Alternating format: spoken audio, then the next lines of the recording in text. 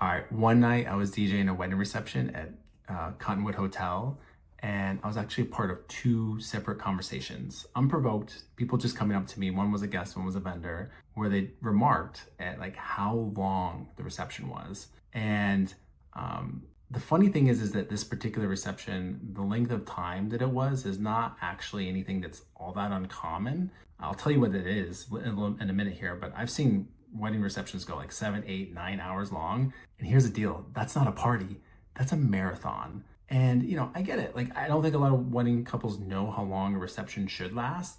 And that's fine. I mean, they're probably not a professional party planner. Luckily I am, so no worries. I'm gonna help you think about how to time your reception. So my name is Brent Crampton. I am the founder of Alternative Wedding DJs. I've DJed over 100 weddings myself. I've owned a nightclub, probably DJed or organized over 1,000 different events, and I've been obsessed over the years with reading crowds and noticing when people arrive and when they leave. And there's some patterns I've noticed along the way. And so, what's funny is like when we first started this DJ company, for years, we offered an unlimited reception package to people. And we thought we were so clever because like none of the other DJ companies were doing it. And that was kind of our thing, but it turns out I was wrong. And not only that, I think we were doing a disservice to the weddings because by doing unlimited packages, it almost encouraged them to go longer, and it actually hurt the experience. See, I put it all together one night when I was DJing a 5-hour reception at this restaurant in downtown Omaha called Le Boulon. And they run a tight ship. Like 5 hours, they're like, we're done. And at first, when they told me this, I thought they were crazy. But then when it was over and the guests walked away happy and they went to this little wine bar downstairs, like I looked around, I was like, this is it. Like I had this light bulb moment. Like, this is amazing. That was actually a really well-timed event.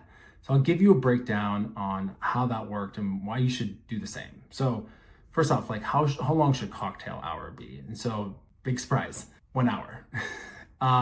The idea is that, too many drinks on an empty stomach is not a good way to start the night. And then people get hangry. Okay, so just 1 hour, boom. For dessert, dinner, first dances and all that kind of stuff, think about it as like a 2-hour block. The nice thing about that is everything shuffles along really nicely. And so there's not too much time sitting around, and, there's some hacks you can use to like cut, make that really swift and cut down, like, hey, don't go over 5 minutes on your toast. I have that at link. So how much time for like open dancing, socializing time after dinner and all that? And again, 2 hours, maybe 3 if you're gonna go for like a full 6-hour reception.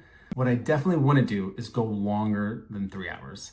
In fact, that wedding reception I mentioned at the beginning went for a total of 7 hours, which means like the dancing portion was like more like 4. And I get it, maybe you have the type of friends and family that will just like rage to the end and you're the exception to the rule. But for most people, this is where the fatigue starts to set in. And there's this psychological tug, like whether you're conscious of it or not, that tells people like it's time to go. But basically, I'll name one thing. There's this sleep researcher named Nathaniel Kleitman. I think I'm saying that right. He basically says that people can run sharp for like an hour and a half, 2 hours. And then after that, people just crave a change. And so this makes sense. If you think about it, like movies are 2 hours, sporting events are 2 hours, college lectures are 2 hours. There's just something about that time frame that just works for humans. So instead, if you end the reception at 5 hours, you're ending on a high note with enough people around and enough energy for it to just be great. And what you'll see happen is that people will actually want more. They'll be like, I'm not ready for this to end. And my whole thing is like, and what I've observed is that this is good. You want that. Think like if you have gelato, 1 scoop, and like you love it, you eat it, and you're like, oh, I should have got 2 scoops. Like you really enjoyed that, and your memory of that was gonna be like, that was sweet. You can do the same thing. If you have the type of people that still have party left in them, create an after party. Hit a local bar, get a limo bus. The party animals, night owls, will have fun going to the next place. Again, that psychological cue saying do something different. And then the early to bed people, can leave guilt-free, and like everybody wins and people don't get bored. So regardless of like the exact amount of time you use, like I have that template, it's linked below, and it's fill in the blank so you can do your customization to it.